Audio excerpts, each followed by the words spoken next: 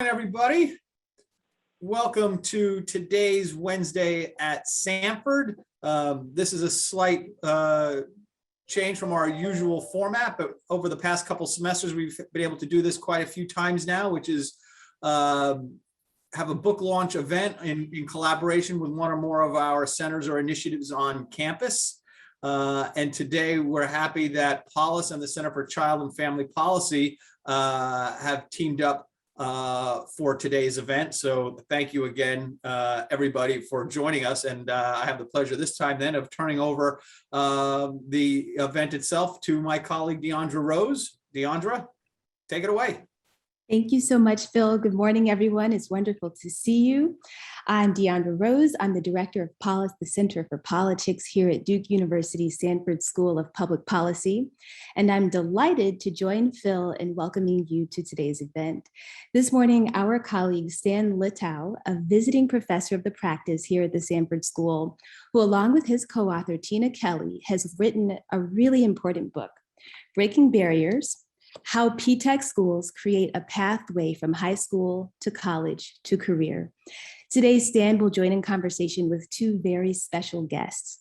Our moderator for today is Jay Mathews from the Washington Post, and we also have with us P-TECH graduate ShuDon Brown of the IBM Corporation, who at age 16 received both her high school diploma from the Pathways in Technology Early College High School and an associate's degree in applied science, computer information systems from New York City College of Technology. So we will include a chat for you, in a link in the chat so that you can find extensive bios for Stan, Jay, and ShuDon. Stan will start off by telling you a little bit more about his wonderful book during the discussion, but I have to take a moment just to share some of the rave reviews that this book is getting. Former U.S. Secretary of Education John B. King calls Breaking Barriers a necessary read for anyone.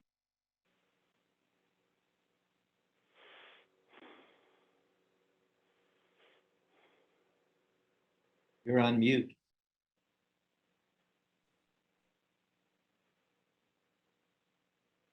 Oh, thank you. I'm on You're mute. back. Oh, I'm back. Sorry about that. So hopefully you heard what I'm giving the rave reviews of P-TECH and Stan's book, Breaking Barriers. And in case you all didn't hear that last quote, it was from U.S. Secretary of Education John B. King, who calls Breaking Barriers a necessary read for anyone who believes in the incredible potential of young people and what's possible when sectors unite to make the future brighter for all of us. Stan and P-TECH schools were recently featured in Barron's and Real Clear Investigations, and we'll also pop the links to those articles in the chat so that you can check them out yourselves. So the great news is that you can get your very own copy of Breaking Barriers today. The Teachers College Press of Columbia University is offering a 15% discount and free shipping for participants of today's event when you use the promo code DukePTech. And so please see the chat during the event for that information. And we hope that you'll be thinking about questions that you have for Stan, for Jay, and for ShuDon, and please send them to me using the chat function at any time during the conversation. We'll turn to those questions from the audience at the later portion of the hour. So without any further ado, I'm very pleased to introduce our moderator, Jay Mathews, who is an education columnist for the Washington Post, where he's worked for nearly 50 years. He's the author of 9 books, including 5 about high schools. Mathews has won several awards for education writing and was given the Upton Sinclair Award as a beacon of light in the realm of education. So welcome, Jay. Thanks so much for being with us today. The floor is yours. Thank you, Deandra. I'm so excited to be here with our two panelists, Stanley Litow and ShuDon Brown. We're going to get to ShuDon soon because she was one of the first students at P-TECH and knows this from the inside out. When I'm writing about schools, I want to get to students who can tell me what it's really like inside classrooms. We're going to get to her soon, but we're going to start with Stan. Stan Litow is a giant of American education. I've known him for about 30 years. What the P-TECH is a birth from the IBM efforts to get into education. it is one of the most remarkable education models, largest now, that's supported by a major company, IBM, that we've ever had. Usually businesses are afraid to get into education. IBM has not been afraid, and that major reason for that is the presence of Stan in that company, who understood what we needed in schools and is going that direction. So Stan, tell us the big stuff we need to know right off the top so we understand what we're going to be talking about. Jay, thank you so much. I think the big stuff is, first of all, this is the 10th anniversary of the opening of the initial P-TECH school, opened in September of 2011, 10 years ago. And one of the reasons why it opened was because there was, coming out of the recession of 2008, there was a skills crisis. And people were talking about the fact that there weren't enough people who had the right skills, the right education to take the kind of competitive jobs in a changed economy. Now, here we are 10 years later, and we have the skills crisis basically on steroids across the United States, across areas where there are real opportunities for young people. There are not enough people with the right skills to be able to take those jobs. And we've got a couple of other things that have happened that are making the situation even worse. One is we've had a big enrollment decline as a consequence of COVID.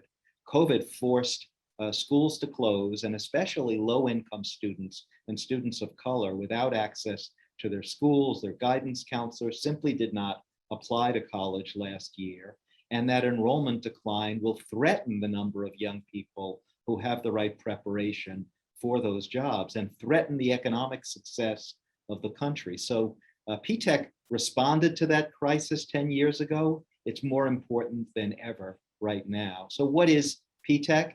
It blows apart the notion that high school is grade 9 to 12, and then students go off with a high school diploma to enroll in a college, and creates a grade 9 through 14 integrated high school and college program with a scope and sequence of courses where students can actually get not just a high school diploma, but concurrently a high school degree. And again, not just some classes and courses while they're in high school, but an actual degree. And be able to be first in line for the jobs of industry partners like an IBM or a Thomson Reuters or Tesla or Corning or all the kinds of companies that are participating in these programs. And one of the things, Jay, that you know is there are lots of examples of really well-functioning model schools, but there are very few that demonstrate that those models go to scale.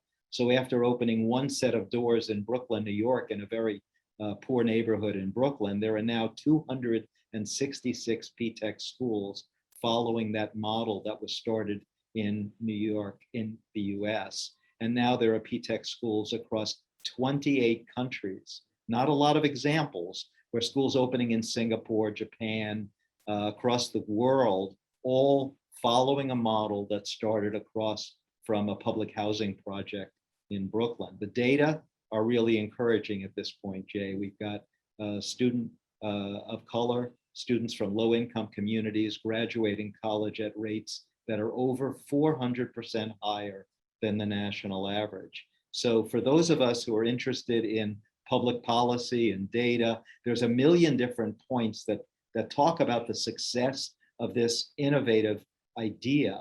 But now the question is, how do you get it from 266 schools to thousands, from 150,000 students to millions?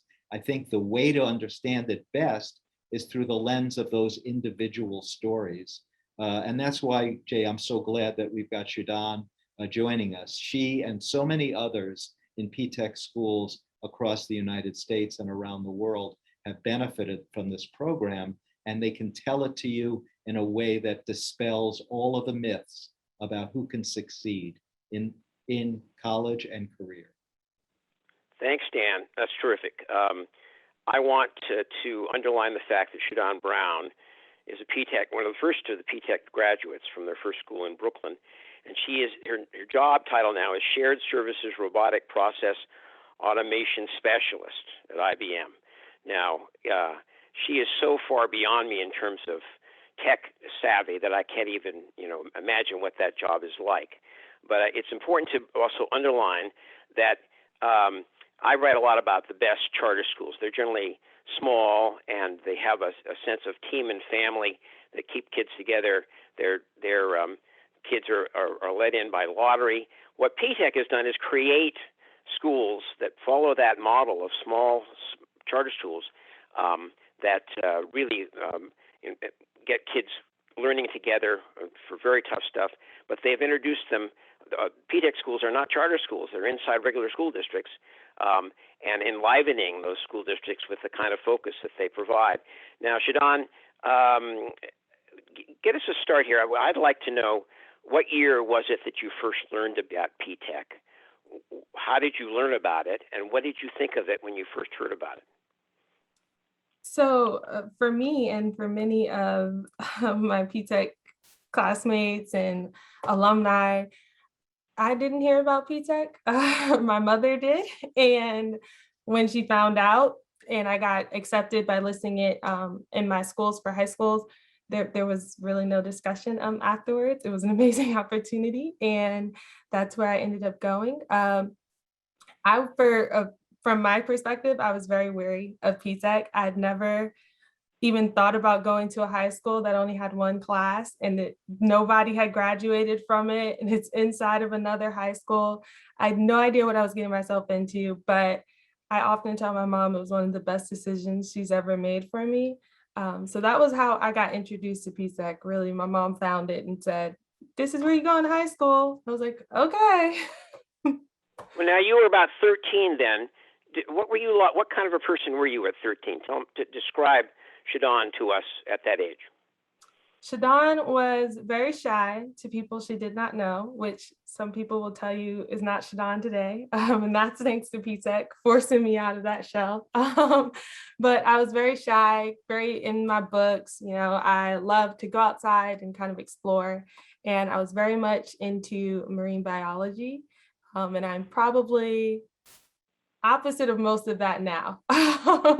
After going into PTech, I completely broke out of my shell, just being put in certain situations to explore different things and push myself past my limits. I realized there was no reason for me to be shy, and there's a lot more out there. So it was very eye-opening. And I think that's like the high school experience for most kids though, too. What was the secret sauce that you discovered at PTech? What did you find there that caused that blossoming in you, and particularly in the direction that your life took from then? Honestly, it was not being afraid to fail. It was like, okay, this thing that you tried didn't work out. That's perfectly fine. Try something else, try again. You know, at PTech, you think it'd be really tough and aggressive, and they're just like, you need to pass every single thing and don't fail anything, but that's not the environment at all. It's almost the complete opposite. It's like, okay, you can fail, but you have to get back up. You have to keep going. You have to try again and find a way to succeed, because you are going to succeed. And that was something I didn't believe, honestly, when I was a freshman and when I first came in. But by the time I was a senior, I was like preaching it to other kids. Like, you're going to find a way. We all are going to graduate. So this is what we're going to do. And let's follow the plan and pick ourselves up. And that culture, that environment is really what forced me out of my shell to say, I can try anything. If I fail, it's okay. I'm going to pick myself up again and keep going. Were you getting that message from the teachers? Where was that message coming from to you?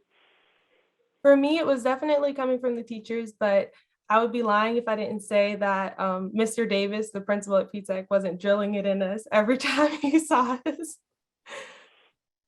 This is Rashid Davis, who is now a legend in American education, particularly in PTech. What did you think of him? How was he different from other principals you had encountered? He was extremely different, because the first day I ever walked into PTech, he was standing outside the building, greeting all of us walking in. And then the next day, he like knew all of our names. It was the shock of the world. Like, how is he capable of doing this? How does he know who I am? But he was very involved and very supportive. He always made sure he knew what his students were doing and where we were at. And if we had trouble, he would find us before we had to come find him, most definitely, no matter what it was for. And his personality is just electric. I mean, he wears smiley face sneakers like a shock of the world and absolutely amazing at the same time. Were there, I know you, I suspect you were a pretty good student going into P-TECH, but did you have academic weaknesses that you worried about, and how did P-TECH handle those? I had many academic weaknesses. I actually wouldn't have even called myself a good student going into P-TECH. And it was mainly because my confidence had really dropped going into P-TECH. I applied for and sat for like the standardized tests to get into schools like Bard and Brooklyn Tech, and I did not pass any of them at all. So I was kind of questioning all of my intelligence. Like, are you sure you're good enough to do these type of things? And I'd never been in, advanced math classes or taken the Regents exams, like the state test early or anything like that. So I definitely had my challenges going in, and my abilities were tested. And I think at P-TECH, the best thing that helped me was the teachers saw where I was at and said, okay, I understand where you are. We're going to move you forward and help you get there. They didn't disregard me or just kind of push me aside and focus on the kids that were either worse than me or better than me. They really did individualize each person, and they make us all feel like we're being heard, we're being supported. And if you need something, just ask. And it was like provided. I had a teacher, I was not doing good in math class. It was algebra and I couldn't understand anything, but I couldn't go to the available hours where she would meet with students because I had track practice. I was a student athlete. And she was like, well, come to school before school and I will meet you in the classroom and walk you through like the lesson for that day and whatever questions you had the day before. And I promise you that's the only reason I made it out of algebra. So you, in ninth grade, when you started P-TECH, your math course was Algebra 1? Yes. How would you, now, how long was the school day? When were you getting to school? When were you leaving? And how much homework were you getting once you got to P-TECH? The school day, I mean, it was longer than a typical school day. We got out, I think about 4:06, and we got in at like 9 o'clock in the morning. Right. So that was very interesting because the school that was in the school with us was on a totally different schedule. So it was kind of something to get used to, being a ninth grader and kind of be like, well, why are we still in school and they're leaving? Or why do we get to go to school late? But for the most part, going there and just adjusting to the schedule was perfectly fine. And I think the biggest part of it was making sure, when you got your homework, you prioritize what you were doing, because you didn't just get homework for like a normal high school. You got homework that was going to challenge you and help prepare you for the homework you were going to get when you were in college. So time management was something you definitely learned early.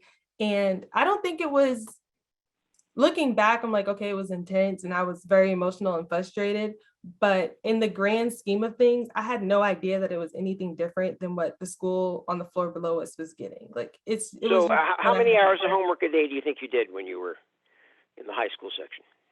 I couldn't even tell you. It really depended on what I needed to do and kind of how I understood. Did you do it while you're still at school, or did you do it at home?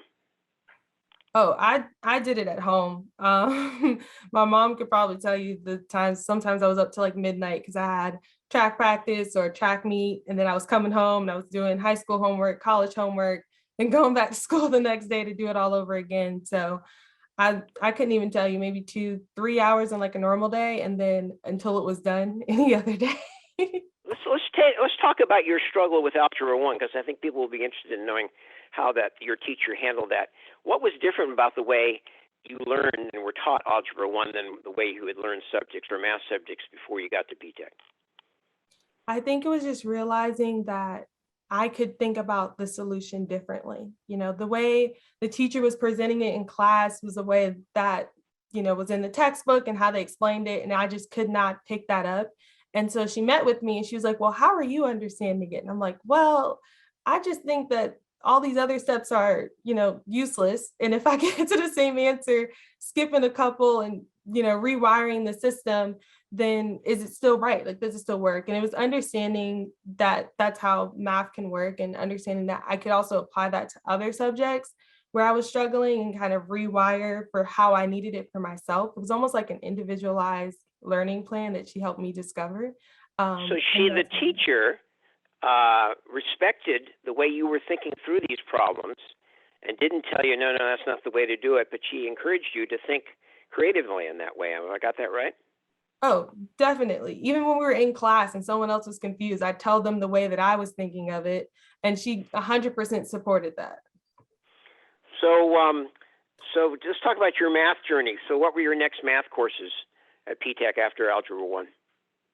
After I got through algebra, the next step that I remember was trig, and that was a whirlwind of a subject for trigonometry. I actually took it during the summer to prepare me for the Regents exam I would take the following semester. And so that was really different because it was almost like a crash course of a trigonometry class that you would take during the normal semester, because I took it during the summer. And after I completed that, it was all of my math classes before I was like college and career ready. So that's the point where I went to say, okay, I can get my poster up on the walls once I got my reading and everything else up to the certain point. And that's when I went into take City Tech classes. I had to take the placement exam, and I was shocked because I placed into Algebra 2 trigonometry for a college course. And I was like, how is this possible when I could barely make it out of high school algebra that I placed so high up the scale in math classes? Now, how old were you? What grade were you at when you took that test? I was a sophomore. Oh, so that's now you were talking about a summer program. Was this a summer program, summer class at PTech or at another school? It was at PTech. So did they have a lot of kids going to summer sessions at PTech?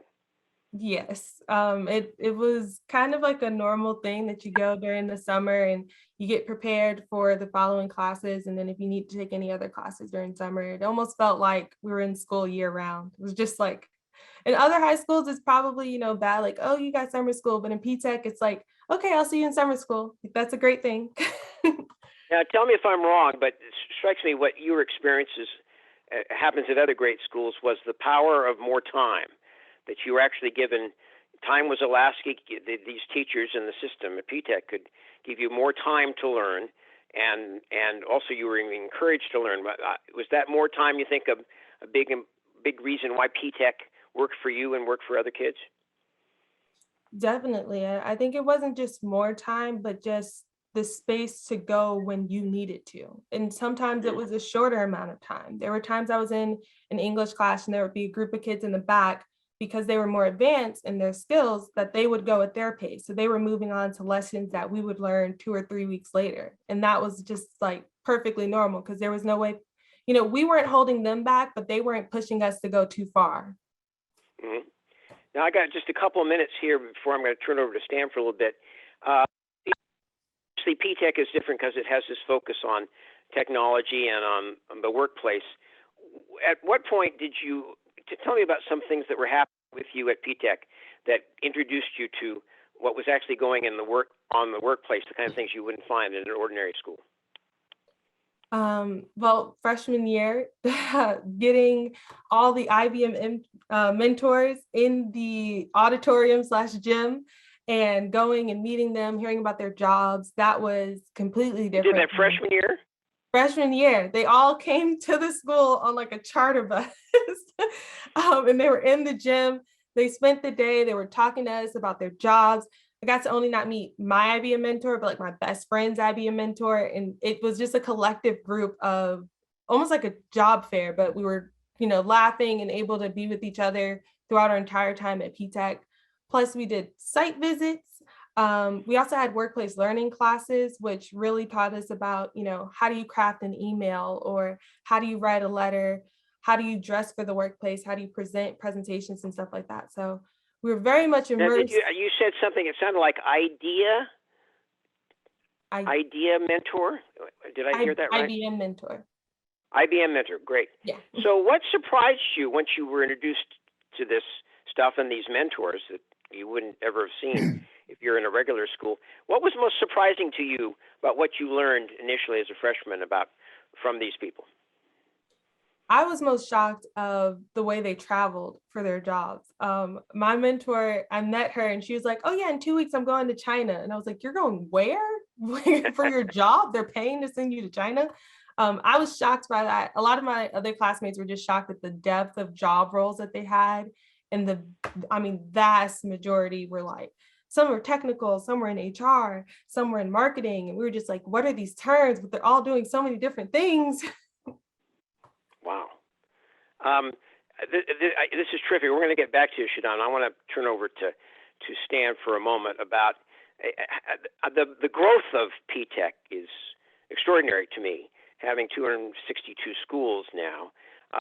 And the question I had, because I know the trouble schools, great ideas like yours have been growing, particularly if you're in a regular school system where there are all kinds of rules and you're doing things differently than the superintendent is used to. How did you manage to grow so fast with such a radical change in the way to do those six years of education? Did you try some districts that didn't want you? Or how did the growth? What were the growth pains for you in that regard? Jay, that's a great question. I think one of the things that's important is when you look at the examples of model schools across the United States, most people have thought if you do something truly exemplary, everybody will want to follow that model. But there's no evidence that that is the case.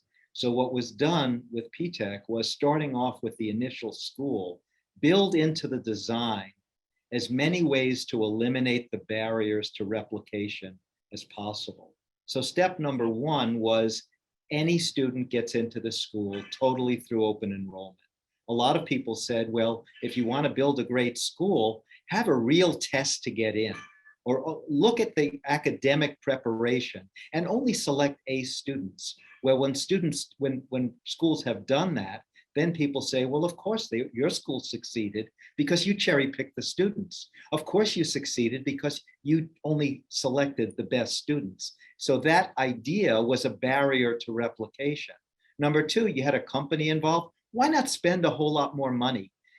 Money will buy you a lot of things. Spend 30 or 40% more. And then when you look at when people did that, then it didn't go to scale because people said, well, of course you succeeded because you spent more money. Or a new curriculum, lots of regulatory or legislative exemptions. P-TECH taught the exact same academic curriculum. When ShuDon talked about the algebra class, it was academic algebra. The teacher teaching that class, and by the way, President Obama had an opportunity to visit that class when he visited the school, as did the president of Johns Hopkins. And when we walked out into the hallway afterwards, he said, I've never seen a math class like that. The students were working in teams. They were problem solving. They were writing. So all of the barriers towards scalability were eliminated in the design. And perhaps more important than anything, all the key stakeholders weren't excluded from the process. They were involved in the process. So why is it that the head of the teachers union wrote the foreword to the book, Breaking Barriers? Because the teachers union supported it. The principals union supported it. Ernie Logan, the head of the principals union, a huge supporter. So you had civil rights organizations, you had people on the right, people on the left, stakeholders of all stripes, student organizations. If you want to bring an initiative to scale, design it with as many barriers eliminated as possible. And that's why it started going to scale almost immediately. So when the schools first started in New York, and then less than a year later, the new mayor of Chicago, Rahm Emanuel, was elected, and he met with Mayor Bloomberg and said, is there one thing that you've done in New York that's worth my bringing to Chicago? He said, call about P-TECH. And he did. And that's when it started escalating across the United States and across countries abroad. Now, wasn't there something special about the New York City school system at that point? Readers may not know you were a big deal in the New York City school system. And that was a time when New York City schools were experimenting and being creative and doing things lots of other districts didn't do. Am I right about that? Yes, that's true. There were school closures, and there was a movement to open new schools and start new innovative schools. But very quickly, people around the country heard about it and started being interested in replicating this model. So I would get calls from the governor of Connecticut. I would get a call from the governor of Rhode Island. Bring it to Rhode Island, bring it to Connecticut, bring it to Colorado.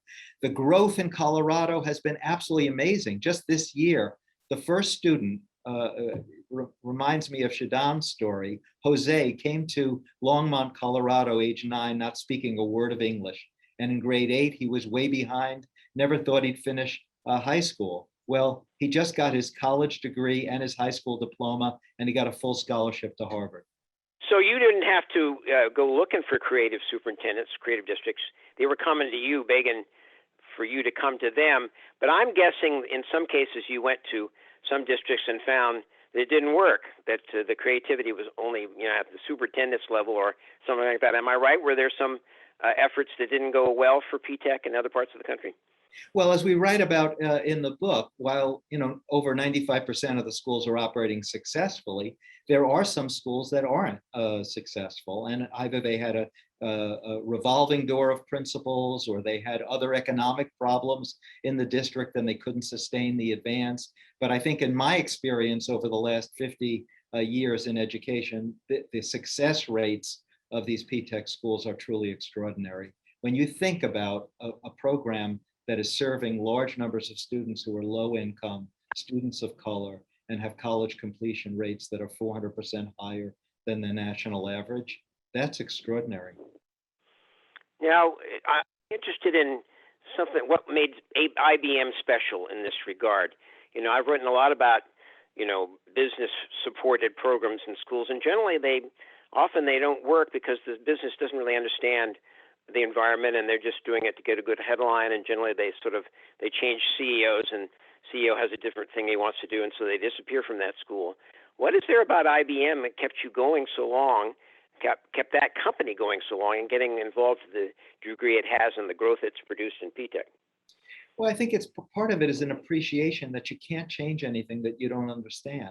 So education is not something that business knows about. The things that business did know about is they knew the kinds of skills that people needed in the workplace. And the company was willing to change its requirement for 9 different job categories, from a bachelor's degree to an associate's degree.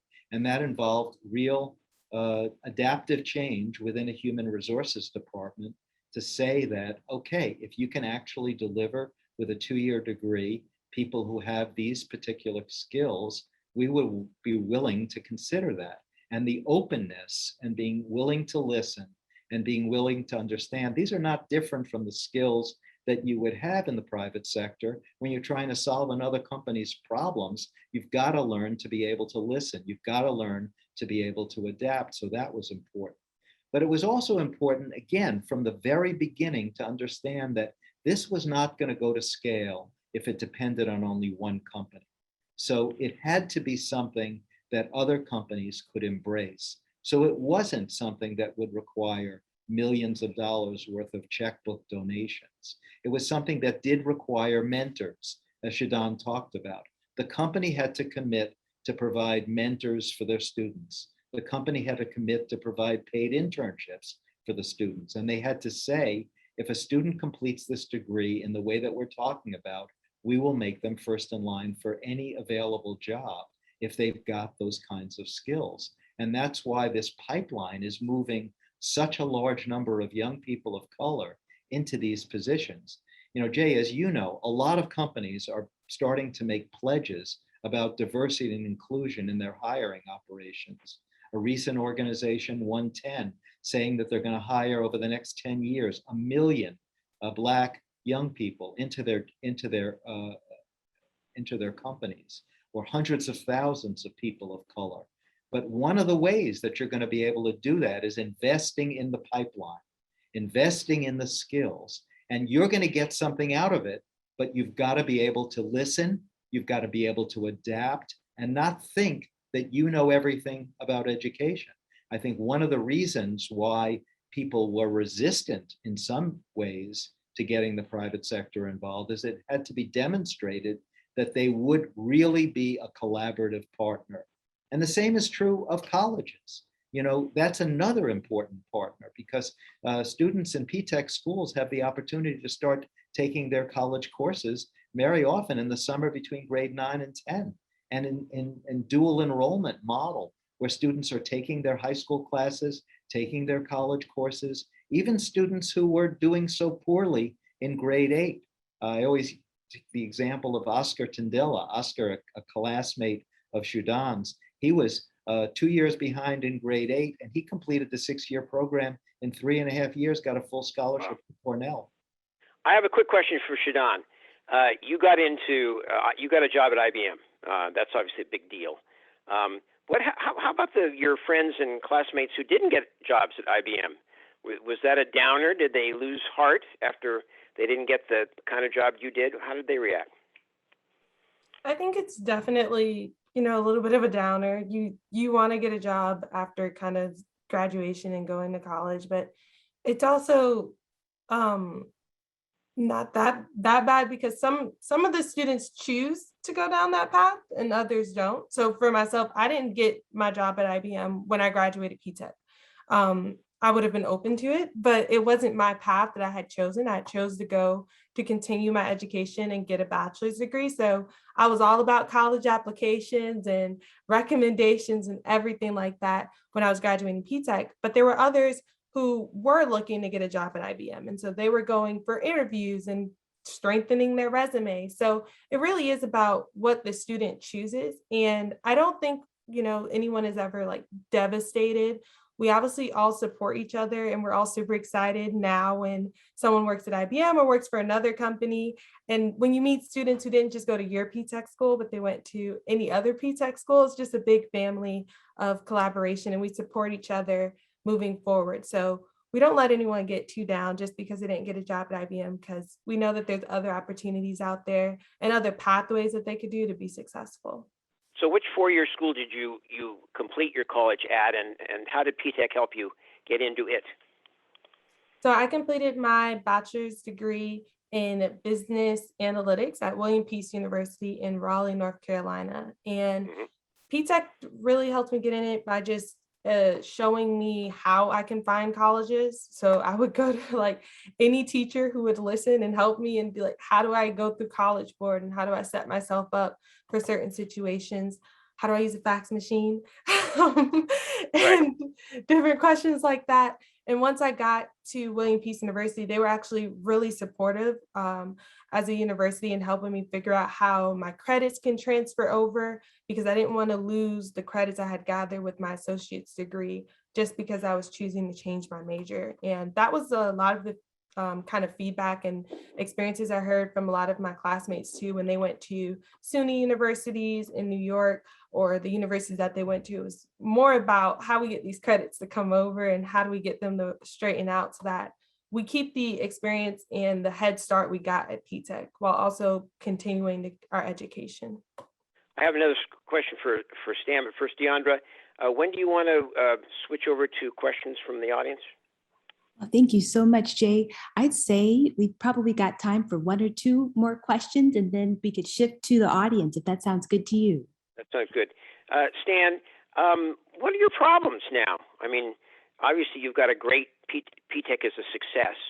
You want it to grow.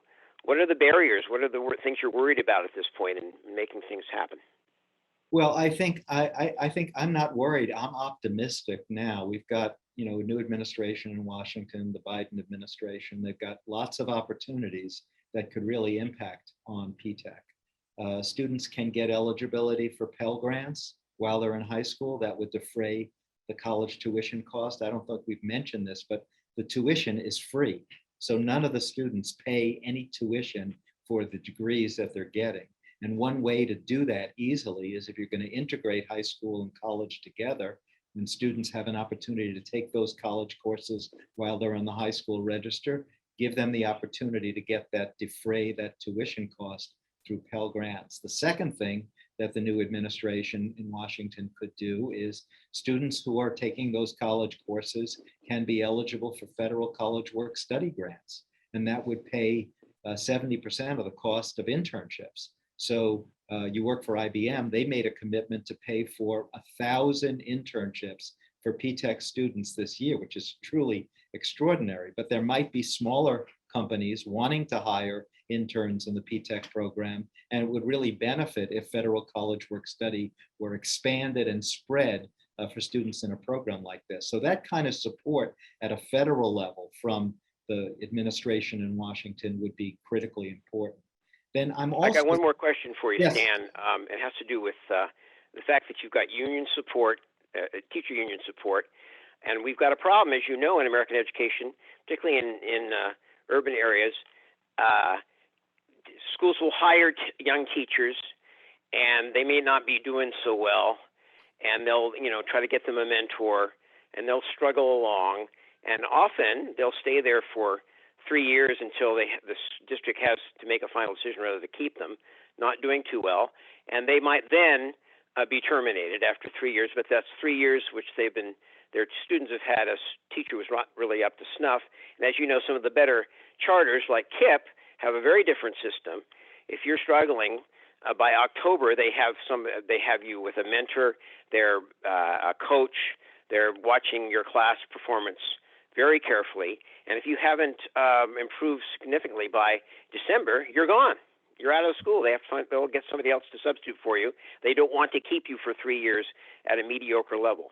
So, what is the process? What has been the process at P-TECH when you encounter teachers that you've hired that aren't working out? Well, one of the things I think ShuDon talked about, Principal Rashid Davis in the initial P-TECH school, and we wrote about this in Breaking Barriers in the book, is that there's a culture in the building that every student will succeed. And there's also a culture in the building that the teachers will support the other teachers. And this has spread across P-TECH schools, across the United States and around the world, that culture that every student can succeed. When you look at the teachers in that initial P-TECH school in Brooklyn, they had the second highest teacher attendance of any school, 1,800 in the city. So why was the motivation of teachers so high? It was based upon the culture that every student can succeed and the supports that ShuDon talked about, the mentors given to the students. There was also support to the teachers. And that's why there was that integrated interest, culture, and support and quality being delivered across this replicating scale up of P-TECH schools. So what do you do with a teacher who's struggling in October, a new one? I think it's important that the principal and the leadership of the school understand that and that they give the teacher the opportunity to improve. I recall visiting one of my many, many visits to the P-TECH school. What Rashid Davis, the principal, did is during the time during the day when some students, teachers were not teaching, they all got together and they collectively went over what skills are you using for every student in your class and in my class, and what's working. And the teachers were supporting each other to be able to improve their skills. And that we call professional development. We think we wait for it on Professional Development Day. Professional development and skills improvement for teachers was built into the culture of the building in Brooklyn, in Colorado, in Texas. And that is what provides the teachers with the support to be able to deliver at a higher level. Do P-TECH principals will ever unload teachers in the middle of the year that aren't improving? Well, I can't say that there hasn't been examples of teachers that have been unloaded, but I think when you look overall, the consistency of the teaching population is particularly strong. DeAndre, I think it's your turn for audience questions. Thank you so much, Jay. This is such a wonderful discussion. Thank you, everyone. So this first question comes from Coach Smith at P-TECH. Coach Smith says, first and foremost, we are proud of you, ShuDon. What would you tell our new students at 150 Albany Drive today? I would tell the new students not to be afraid, and then also be afraid. Don't be afraid, because you're going to get through it, and no one's going to let you fall. No one's going to let you fail. Everyone's going to support you, whether it's your classmates, whether it's your coaches like Coach Smith, whether it's the principal, everyone's going to support you. And then at the same time, be afraid, because once you're comfortable and kind of adjusted, that's when you should worry. You should always be challenging yourself and looking for those new opportunities, looking for where you can grow, not only in P-TECH, but outside of P-TECH. Thank you so much. So this next question turns to politics. So Stan, earlier you mentioned that there seemed to be like bipartisan interest in this P-TECH approach. And so I'm wondering, you mentioned also that it would take some sort of coordinated federal effort, a sustained effort federally to achieve the kind of change, large scale, that P-TECH promises. But I'm thinking about the contemporary political landscape that is just, riddled with contention and polarization. What prospects are there for achieving some sort of change in this context? Well, I would say the prospects are the fact that getting large numbers of students to achieve and leading to economic success for all is something that tends to unite people. The federal funding for career and technical education that comes under the Perkins Act hadn't been reauthorized for 10 long years. And it was reauthorized with extraordinary support in the House and Senate, signed into law by the last president of the United States. There were over 400 organizations that signed on to it. Chambers of commerce in the business community, business associations, civil rights organizations, student advocacy groups, the teachers unions, the principals unions, they all didn't agree on a lot. They agreed on the fact that you needed to reauthorize this act. And when you look at the core elements of the reauthorization, they're modeled after P-TECH. They said career and technical education can't be just a high school diploma. It has to include college, P-TECH. It has to include employer voice, P-TECH. It had to include experiential learning, P-TECH. It had to connect to labor market data about jobs that have real opportunity, P-TECH. So everybody got together. So yes, there's a lot of divisiveness in this country, but there are some things that we could all agree on. If we want economic growth, we're gonna have to provide it for all, and P-TECH does that. Thank you. Next question comes from Beth Glennie. Beth writes, how do you earn college credit in high school? Do P-TECH high schools have formal partnerships with community colleges? The answer is yes. The community college is a partner from day one. It's a tripartite partnership.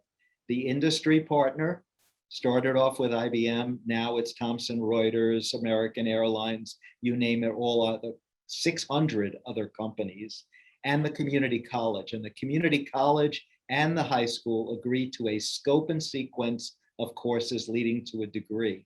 And what we're finding in the P-TECH schools, as in ShuDon's example and so many others, students are completing 6 years of a high school degree and a community college degree, very often in 4 years or 5.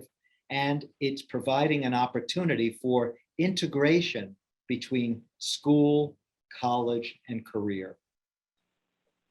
And a quick follow-up question to that one. How large is the average P-TECH senior class? Well, in the Brooklyn school, it's approximately 100 students graduating in their final year. But in some of the schools, it's larger than that. In Chicago, the P-TECH schools is a freestanding brand new school building, which opened as a P-TECH school. And it has over 200 students in a graduating class. Many of them are smaller schools. In a school in Buffalo, it was a tiny school and there were only 17 graduates in the senior class. By the way, 15 of the 17 were offered jobs at Tesla. So it depends on the geography. Probably the state with the largest number of P-TECH schools actually is the state of Texas. It started long after on the New York model. They have close to 100 P-TECH schools statewide. And in the city of Dallas, every single comprehensive high school has a P-TECH school within a school within them. They have 9,000 students enrolled, and last year, 1,000 of them graduated with a high school diploma and a community college degree. These are extraordinary experiences and numbers, and that's why I hope the book tells that story, but it tells it through the lens of students like ShuDon. Thank you so much, Stan. And another point, I think, to add to this conversation about the P-TECH approach, the Rashid Davis actually sent in a response also targeted to Jay's earlier question about this P-TECH experience. And Principal Davis says, we also believe in students as teaching assistants. So teachers develop strong relationships with students who then also help other students within the classroom. And this helps reduce teacher turnover. So a really interesting approach. Yeah. Let's see. So another question from Aaron Song. Aaron writes, who is financially sponsoring P-TECH schools? Is P-TECH a private or a charter school, federally funded? This model sounds exactly like what we need at the public school level. And I want to know, how can we adopt this model into this rigid, refuse to change public school system? I think it's important to know this is a public school reform. It is not a private school. It is not a charter school. It doesn't depend on private funding. The per capita funding for each student is not a nickel more than is spent on any other student. So it doesn't have any barrier to replication. It doesn't require a unique, different curriculum. The mentoring support is provided by the business partners. The access to the college courses is provided by the community college. Yes, there is an agreement that is tuition free, but there are cost savings as well. We haven't mentioned this so far, but last year in the United States, billions of dollars were spent on remedial courses, but not one student in a P-TECH school has taken a remedial course, even though when you look at it nationwide, large numbers of students who graduate and go on to college wind up taking remedial non-credit bearing courses at a huge cost. They don't spend anything on remedial courses. The other thing about the college importance of getting the actual degree, somebody who goes into the workforce with a college degree, a post-secondary degree, as opposed to a high school degree only, is going to earn 84% more over their lifetime. Think about the tax revenue.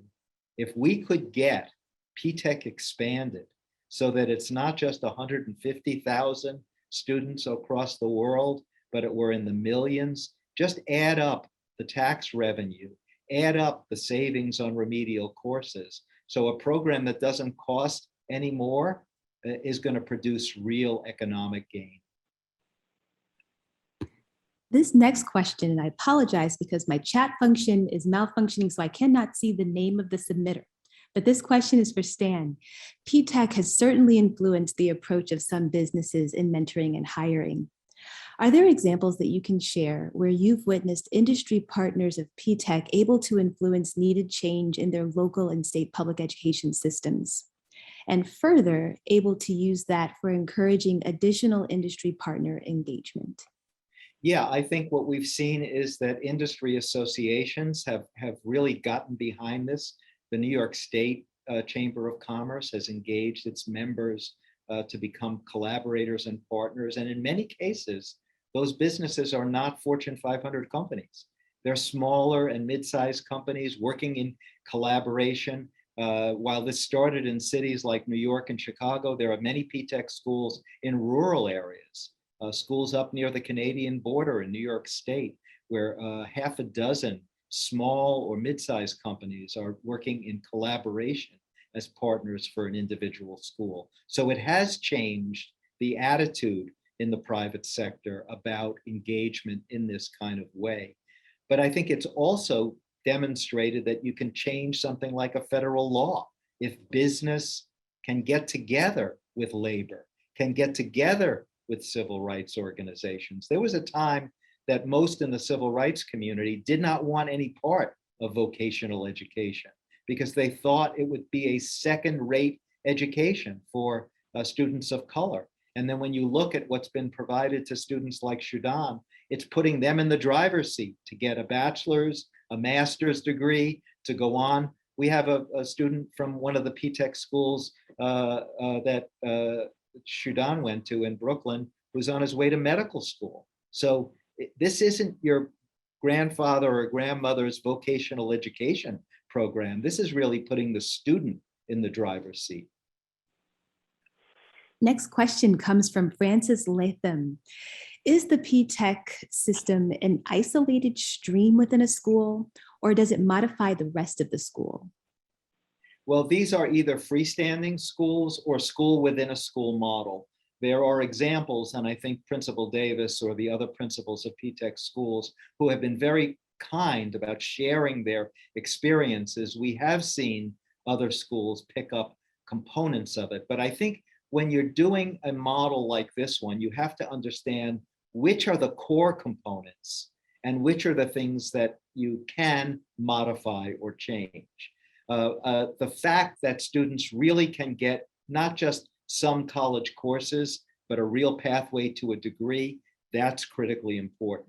The fact that there's a scope and sequence connecting the courses, that's critically important.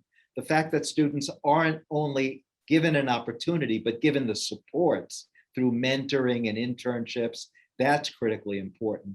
But we can see other schools that have, cut down from a 6-year program to a 5-year program, as has been done in Texas. But I think some of the core elements have to be there. Next question for ShuDon from Tiffany Price. What are your hopes for your career in tech? My hopes for my career in tech is to continue to grow, to continue to be client focused, and also to be able to still have the room to influence and help support the youth that are coming up behind me in tech. I'm extremely involved in just about everything that happens with P-TECH at IBM, and as well as any program that partners with local schools here in Durham, local high schools and elementary schools to help really influence and encourage younger generations than me to get involved in tech. And so I hope for my career in tech is that I continue to inspire and continue to help grow and shape younger generations to have a career in tech. These are wonderful questions. So I think we have one final question from our audience, and unless any additional ones come in the next few seconds, so please send them to me if you have them. But a comment from Rashid Davis, who says, thanks for this conversation. Thanks, ShuDon, for your honesty about struggles, specifically in math. ShuDon participated in working in groups that IBM, City Tech, and CUNY created to hear directly from students. Please ask ShuDon, and ShuDon's questions for you. What would you change to enhance the P-TECH model? Oh, I've been asked this question several times, and I always struggle with the answer because there's so much I love about the P-TECH model. But I think if I could change one thing, it would be transparency. And it's really weird. It's kind of sounds strange because there's so much support. Nothing's really hidden. And so when I say transparency, I mean more of like shared experiences among the students, because there's a lot of kind of, good, healthy competition among students. It definitely helps us excel and encourage, but I think it's nice to hear how someone else struggled with you. And when those moments happen, it's extremely magical. And I wish that happened in, the P-TECH school while we were in school. And it was kind of forced out of us to share what was happening with one another before it got to the point of kind of, oh my gosh, I need you guys to help me through this situation. And that is something that I try to encourage when I talk with people who are in P-TECH currently.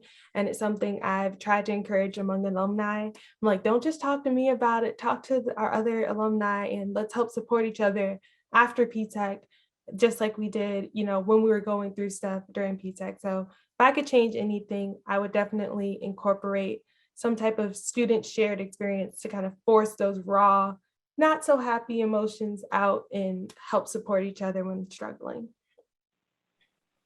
Thank you so much. So I will take a moment and let's see, turn it back over to Jay. Jay, if you have any final points or questions for Stan or ShuDon before we wrap it up. I have one quick question for Stan. He knows that many great ideas are welcomed by school districts, and then the superintendent who welcomed the idea gets a new job, and they put in a new superintendent who wants his own stuff, and Yeah. cuts off the great new idea that the previous one had. You ever run into that problem? Oh, absolutely. You know, I worked as deputy chancellor of schools in New York City. We did a lot of things. The superintendent, Joe Fernandez, left, and there was a lot of turnover. And when we look at it nationally, we see the length of tenure of school superintendents is just a couple of years, and we do see a lot of churn. On the other hand, one of the things that allows innovation to get past the churn in leadership is the strong network of influencer support. So it was very, very important that President Obama singled out P-TECH in his State of the Union, visited the school and said, I want this opportunity for every student. So a lot of people, as they churned, were able to listen to that lesson and want to continue it. The same was true of like the Prime Minister in Australia. You know, the President of France, President Macron, just said virtually the same thing that Obama said. He said, I want this provided to every student in France. So that kind of leadership, political leadership, business leadership, labor union leadership, you know, Jay, when we look at the things that are innovative that work and the things that are discarded, the things that are discarded are things that don't have bottom-up support, don't have top-down support, and P-TECH could be distinguished because it has both. And I don't think that there's a time, given COVID and given what our young people are struggling through right now, the success of P-TECH and the extension of P-TECH is now more important, more significant for all of us than ever before. So you really have to work hard to get the word out to important people. The KIPP schools began because they had the good fortune of being profiled on 60 Minutes, and suddenly everybody knew about them. But if they hadn't had that, I'm not sure we would have KIPP schools today. Yes, and I think it's also that political support has to be across the spectrum. You know, a governor like Governor Hogan, a Republican governor in Maryland, huge supporter of P-TECH. So people who could say, well, this was just a Democratic initiative under Obama. Breaking Barriers is the title of the book that we wrote. It's because break the barriers while you're creating the model, and then you'll have fewer barriers to keep it going as you want to bring it to scale. Well, thank you so, so much. Oh my gosh. So before turning it back over to Phil, I'd just like to say a few quick thank yous on behalf of Polis and the Center for Child and Family Policy. A major thanks to our guests for today, to Stan, to Jay, to ShuDon. Thank you so much for being with us for this wonderful conversation and for sharing your story with us, ShuDon in particular, your story. I want to say big thanks to our team backstage, Erica Hansley-Lako, the meeting and events coordinator at the Center for Child and Family Policy, Meg Biddle, the senior program coordinator at Polis, Braden Hammond, the administrative specialist at Polis, and to our audience, thank you so much for joining us. You can get your very own copy of Breaking Barriers. Please check out this wonderful book. You will not want to miss it. Check out the chat for more information about how you can take advantage of 15% off for participants at today's event. And we hope that you will join us, the Polis team, in just a couple of weeks on September 28th and 29th. We have an exciting 2-day virtual and in-person conference on redistricting and American democracy. So you won't want to miss this unique opportunity to take stock of the current legal and political landscape, to preview the upcoming redistricting process in North Carolina and elsewhere, and to discuss the path forward for redistricting reforms. And you can register today at polis.duke.edu.